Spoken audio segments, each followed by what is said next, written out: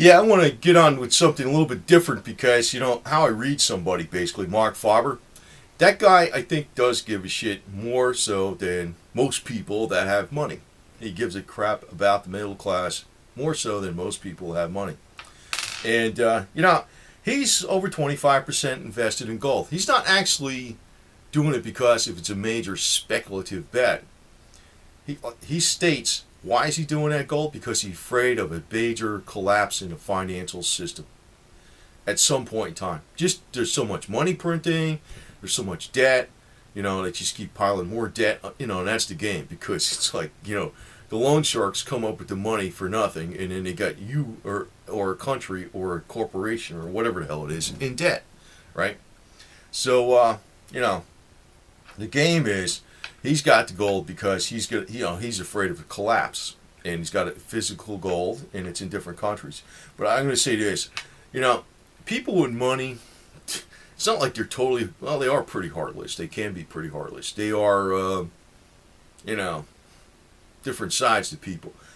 But I read him as somebody who is far more concerned about the middle class than anybody.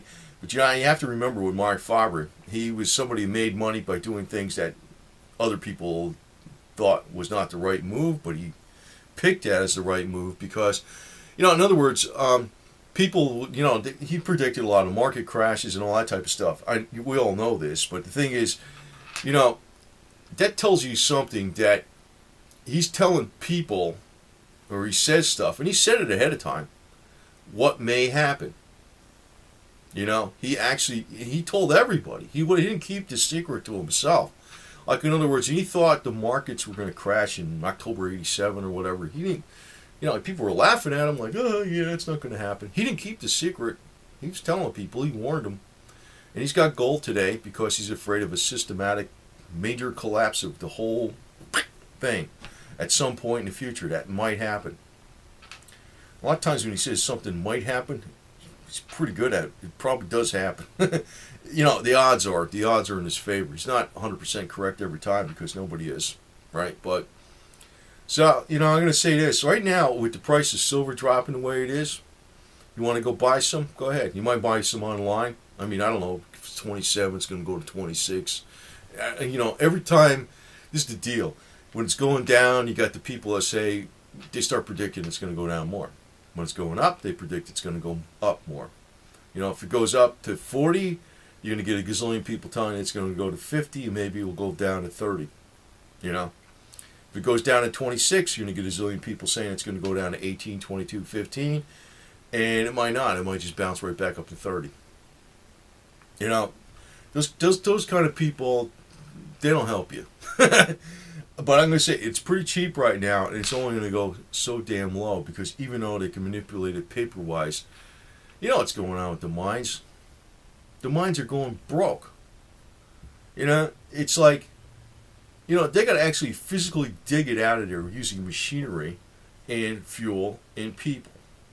I guess if you get gulag labor like they had in the Soviet Union for palladium, that's why palladium is so cheap. But that's about the only way they're going to be able to do it, Yeah, maybe they'll get all the prisons in the United States to mine gold and silver, and this way they keep the price low, just like they do with palladium, right? It's kind of how they did it in Russia for so long, and they stockpiled it for so many years, and then that's why it's low, free labor, right? But under the current situation, where you actually have to pay people some kind of wage or something to mine silver and gold and copper, actually it's copper mines where the silver is, it's like they got to pay these people. They got to have equipment. They have to have maintenance on the equipment. They have to pay diesel. They have to pay insurance. They have to pay taxes. And then they got to deal with the EPA. They got all these different meetings that are going on. They got to pay for people for scheduling and stuff. To figure out what all the numbers are and stuff, and how to coordinate everything. That's a hell of a lot of crap they're paying out there, and if they're not paying them enough money for the product, guess what? What happened with the housing industry, Like, that's a good example. Could you build a house for what, the price dropped down to in, say, 2011 or 12 in some places? Could you actually physically build that house? No. You couldn't do it. So, I mean, it's the same thing with gold and silver. That's why it can't go that low, paper wise or whatever the hell it is, because the physical stuff just ain't going to be there. And see, that's one area, like, I think Brother John F. is too excessive in the way he goes with this physical silver stuff. And you got to have all physical silver, all this garbage. I think he's too excessive with it.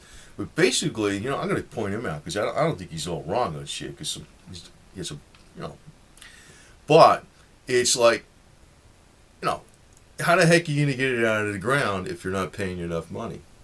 If they're not paying enough money for it, how are you going to do that? Period. You're not. It's just simple. Actually, mining is an extremely energy intensive business. Like I had some, stuff on some mines that we're trying to do in Nevada, and like of the operational cost, about 50% of it was diesel fuel. And that stuff ain't that cheap. It's going up. I mean, look at what, a few years ago, I think it was like $3 or something. It dropped down to $3. Now it's like $4. So that's like 33% increase of 50% of the operational cost is diesel fuel. Very energy intensive. And look what's going on in South Africa. Why is the price of platinum dropping? Look what's going on in South Africa. They're totally ruining the mining industry. They're not paying the workers crap, And they're still striking, even though, there's instances of them getting machine gunned down and stuff. So, this whole thing's going to blow up in their face eventually because, at one point in time, the average person doesn't do this. They use money, they use electronic means to pay for things. But at one point in time, they're not going to do that. They're not going to do that. To tell you the truth, actually, I'd rather be paid in silver. If I was going to make a contract with somebody like, I'm going to do this accounting work for him, something, I'd rather be paid in silver. That's what I would tell it. That's what I would say. Pay me in silver. Don't pay me in dollars. Pay me in silver. As a matter of fact, I think, that might be a good thing to start doing because it might be a good awakening thing to do.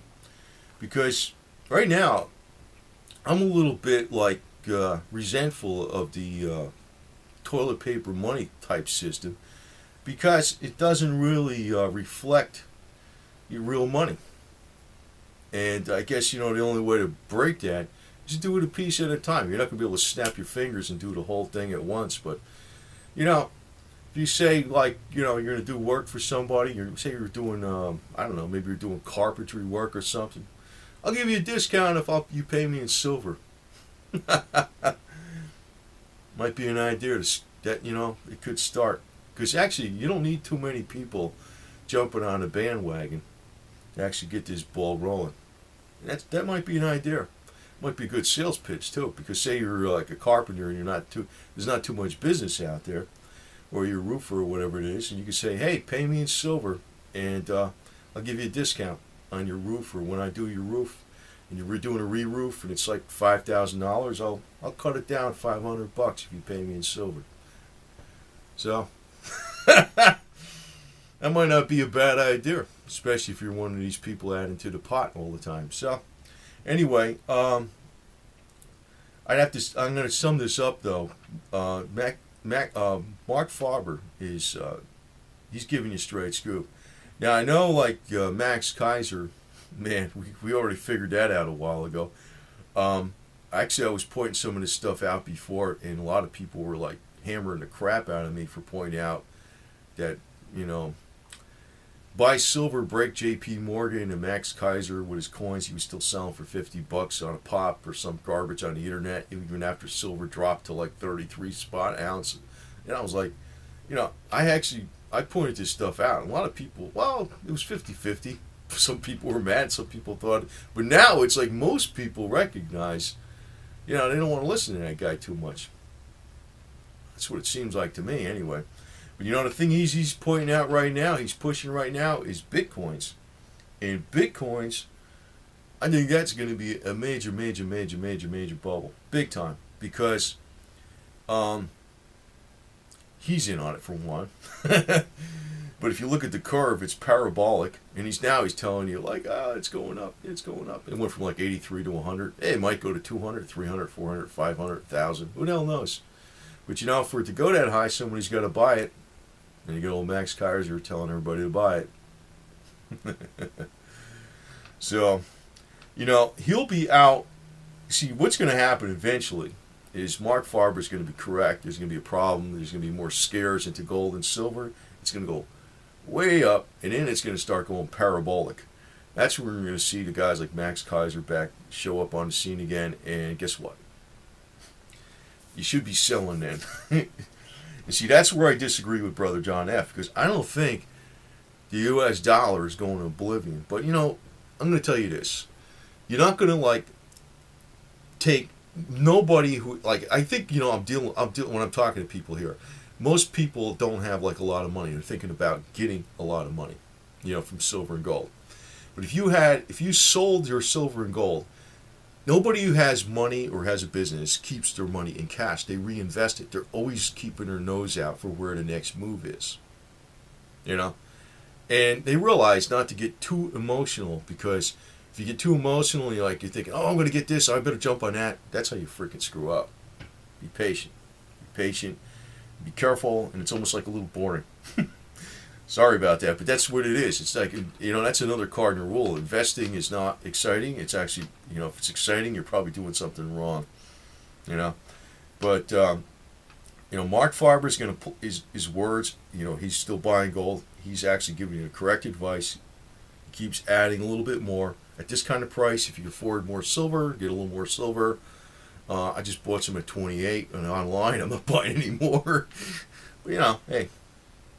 I'm in it for a longer haul, I'm not playing I'm gonna, if it jumped up to 30 next week, I would probably dump it, but I don't think it's gonna do that. But the thing is, he's adding more and more to his position for a major collapse. I think he's right. I mean, this guy's been right when everybody else has been wrong, so many times. And like I said again, I think he's one of the few people out there that really gives a shit about the middle class. Marc Faber. So his words, you speak very careful. It's a slow process, man. It's a slow process.